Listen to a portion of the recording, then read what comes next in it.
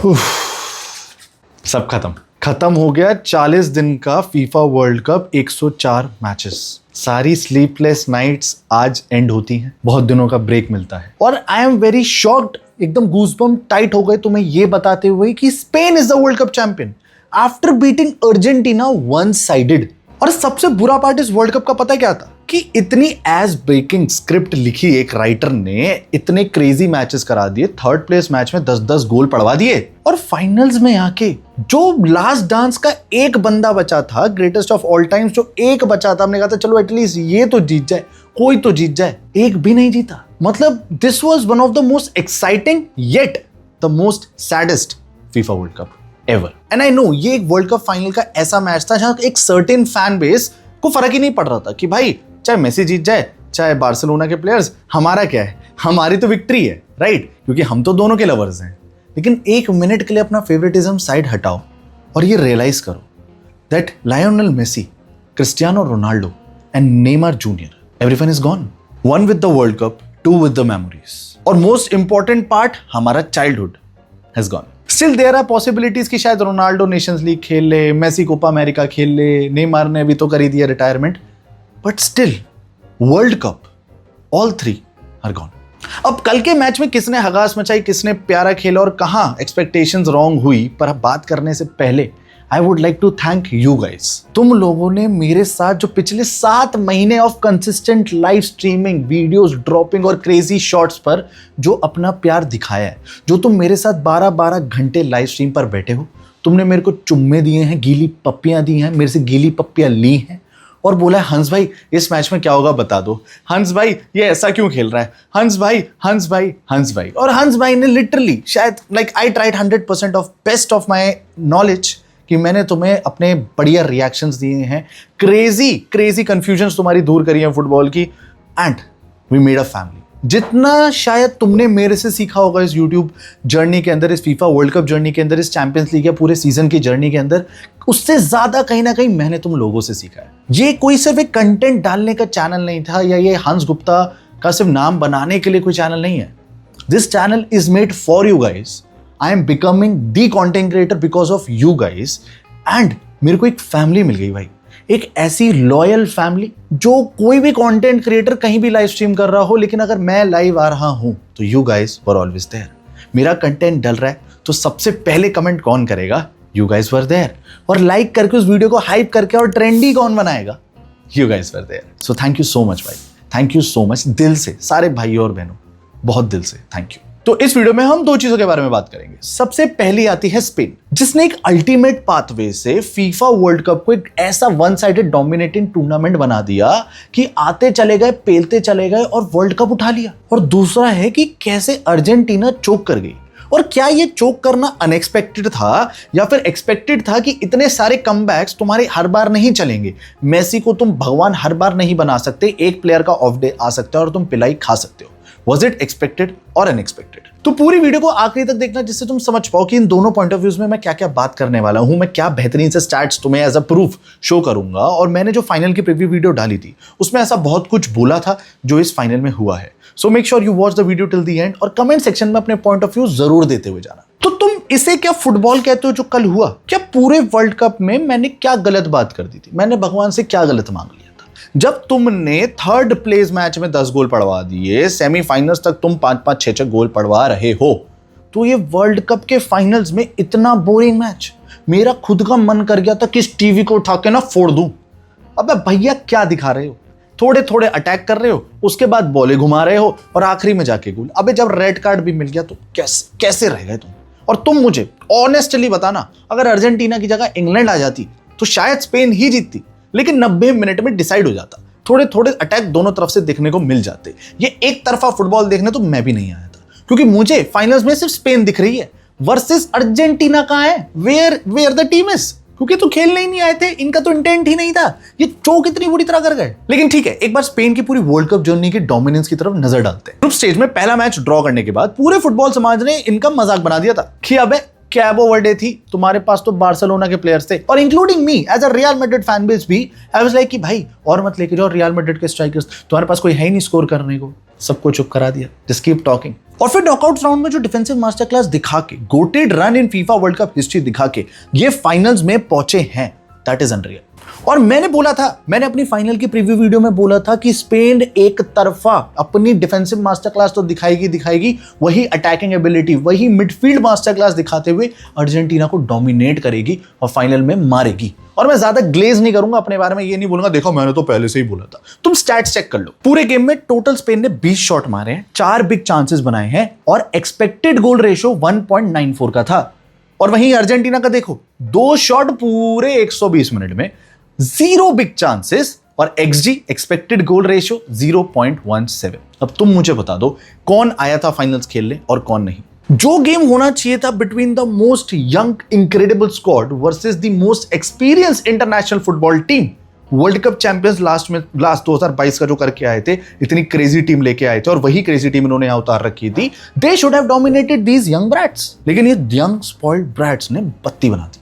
और इसका सबसे बड़ा क्रेडिट जो जाना चाहिए वो है स्पेनिश मैनेजर डेला फुएंटे को। उस बंदे ने इतने बोल्ड डिसीजंस लिए हैं, उसने नाम पे नहीं खिलाया। जैसे पोर्चुगल ने विटिना, जाओ नेविस और भाई ब्रूनो फर्नांडिस को यूज करते ही रहे, पता चलने के बाद भी कि ये काम नहीं कर रहे, फिर भी चेंजेस नहीं किए। लेकिन स्पेनिश मैनेजर डेला फुएंटे ने ग्रुप स्टेजेस में देख लिया कि भाई पेड्री होगा बहुत बढ़िया अपने क्लब के लिए, लेकिन कहीं ना कहीं मेरे को और ज्यादा वर्क रेट चाहिए जो मुझे पेड्री प्रोवाइड नहीं कर पा रहा। तो सीधा घुसेड़ दिया डैनी ओल्मो को, जो क्रेजी अटैकिंग मिडफील्डर प्रोवाइड कर रहा है, डिफेंसिव वर्क रेट भी और अटैकिंग वर्क रेट भी। वहीं डाल दिया फैबियन रुइस, जो इतना ज्यादा बड़ा एरिया कवर करता है अपनी डिफेंसिव एबिलिटी से और स्कोरिंग एबिलिटी भी उसकी उतनी ही टॉप पे है। और तीसरा था रोद्री, जिसकी पोजीशन एकदम परमानेंट। उस बंदे ने बता दिया कि बैलन डॉर विनर क्या होता है, उस बंदे ने बता दिया कि गोल्डन बॉल जीतना किसे कहते हैं और उसके लिए क्या करना पड़ता है। नो डाउट अगर ब्राजील फाइनल तक आई होती तो मैं विनीशियस को गोल्डन बॉल सीधा आंख बंद करके थमा देता, but where you choked, you left and the one who won was Spain. और स्पेन को फाइनल्स जिताने में भी इन तीनों ही मिडफील्ड का सबसे बड़ा हाथ था। इन्होंने अर्जेंटीना के मिडफील्डर्स को खेलने ही नहीं दिया, चाहे वो मैकएलिस्टर हो, एंजो फर्नांडिस हो, और उनको इतना ज्यादा फ्रस्ट्रेट कर दिया टिल द एंड। उनको जब बॉल पोजीशन ही नहीं मिलेगी तो हर एक मिडफील्डर बॉल के एक वो छोटे छोटे मूवमेंट्स के लिए भागेगा, दौड़ेगा। और पूरे ही मैच में बस एक ही चीज दिख रही थी, that Spain was playing football. लेकिन Argentina, they were just waiting for that moment कि कब मेसी भागे, मेसी 4-5 को काटे, मेसी एक बढ़िया सी थाली में परोस के बॉल दे और हम गोल मारते। और इसलिए ही, इसी फ्रस्ट्रेशंस की वजह से ही एंजो फर्नांडिस, मैकएलिस्टर दोनों ने येलो कार्ड लिया, बहुत ही ज्यादा डेंजरस पोजीशन बनाई और फिर एंजो फर्नांडिस को मिलता है रेड कार्ड, जहां इस मैच का कच्चा फट गया था कि बस अब Spain are the winners. FIFA world cup की ट्रॉफी पे पहले लिखने लग गए थे कि भाई अब खत्म है इनका मामला। और मैं ज्यादा स्पेन की तारीफ करने से पहले तुमसे पूछना चाहता हूं कि जो एंजो फर्नांडिस को रेड कार्ड मिला है, क्या वो सारे एलिगेशंस जो अर्जेंटीना पे लगे हुए हैं कि ये तो रिग्ड है, रेफरी इनकी हेल्प करते हैं, इन्फेंटिनो इनको फीफा वर्ल्ड कप जितवाना चाहता है, क्या ये सारे एलिगेशंस अब वॉश अवे हो जाते हैं या नहीं? ये कमेंट सेक्शन में बता सकते हो तुम। और भाई तुम स्क्रिप्ट देख रहे हो, फेरन टोरेस ने कैसी लिख दी। मैंने एक रील बनाई थी, 3 मिलियन व्यूज लिए, 3 मिलियन व्यूज, ठीक है, कि फेरन टोरेस इज अ स्ट्राइकर जो नहीं चलता है भाई, नहीं करता है काम। उस लॉन्डे ने सिर्फ मेरे को ही नहीं, पूरी दुनिया के मुंह पे ऐसा चांटा दिया, ऐसा चांटा दिया। I am sorry Ferran Torres भाई, फाइनल्स में क्लच मूवमेंट, क्रिस्टियानो टोरेस नाम रख दिया उसने अपना, क्रिस्टियानो फेरन टोरेस नाम दे दो उसको। ऐसा काम कंपोज्ड गोल मारा है जो वो भाई मैं कहूंगा नॉर्मली फेरन टोरेस ऐसे गोल छोड़ देता है, बहुत बुरी तरीके से मिस कर देता है। आई फेरन यू करके लोग उसका मजाक उड़ाने लग गए थे, but this guy he proved everyone wrong. Now coming to the second question कि क्या अर्जेंटीना का इस फाइनल्स में चोक करना एक्सपेक्टेड था या अनएक्सपेक्टेड कि अबे तुम तो मोस्ट एक्सपीरियंस स्क्वाड हो, तुम कैसे हार गए भाई, मेसी के लिए जीत जाते, हमें मेसी के लिए खेल लेते। आज पता चला कि जब greatest of all times field पर होता है और जब ना चले, ना उसको टीम बॉल पास कर पाए, ना टीम उसके लिए खेल पाए, तो कैसा लगता है। एंड आई रियली फील ये बहुत एक्सपेक्टेड गेम था, ये पता था कि स्पेन मारेगी। और हो सकता है तुम ये बोलो कि भाई हंस भाई क्या बोल रहा है, और मैं तुम्हें ये चीज बोलूंगा कि ये गेम एक्सपेक्टेड था। हम मेसी के प्यार में अंधे थे, हमने देखा ही नहीं कि स्पेन की क्या एबिलिटीज है, हमने उन्हें इतना अंडर एस्टिमेट कर दिया। और हो सकता है तुम अभी बोला अबे क्या बोल रहा है चलना, हो सकता है तुम अभी तक वीडियो भी स्किप कर चुके, लेकिन अगर यहां तक आए हो तो ये वाले स्टैट्स जरूर देख के जाना, जिसके बाद तुम्हें और पता चल जाएगा कि हंस भाई देवता हुआ। अर्जेंटीना ने पूरे वर्ल्ड कप टूर्नामेंट में 19 गोल मारे और इसमें से 8 गोल और 4 असिस्ट सीधा मेसी के हैं। और वो जो 4 असिस्ट मैंने तुम्हें दिखा दिए, जो तुमने इंग्लैंड के अगेंस्ट वो 2 परसे हुए हेडर और वो परसे हुए शॉट देखे हैं, that is all by Lionel Messi.